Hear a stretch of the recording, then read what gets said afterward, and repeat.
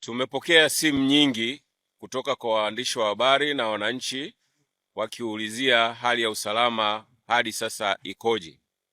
Jeshi la Polisi Tanzania lingependa kuwafahamisha Watanzania na wageni waliopo nchini kuwa hali ya usalama nchini ni shwari. Pamoja na kwamba leo tarehe 7 mwezi wa 7 2026 ni sikukuu ya Sabasaba na watu wako kwenye mapumziko, lakini wengine wanaendelea na shughuli zao za kiuchumi na kijamii.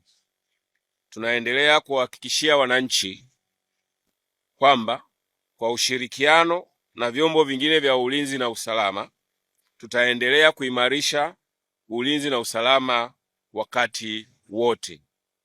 Tunaendelea kutoa wito kwa wananchi tuendelee kutumia mitandao ya kijamii vizuri na kujiepusha na matumizi mabaya ya mitandao ya kijamii kwa kuandaa, kusambaza taarifa za uongo, uchonganishi, kujenga chuki na kuzisambaza.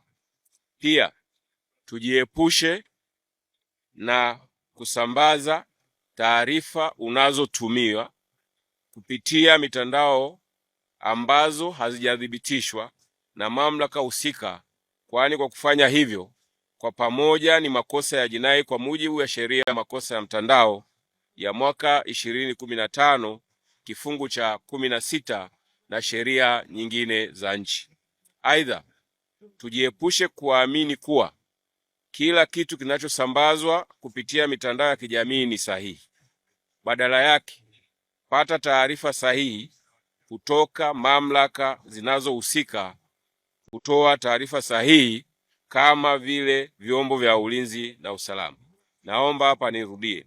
Aidha, tujiepushe kuamini kuwa kila kitu kinachosambazwa kupitia mitandao ya kijamii ni sahihi.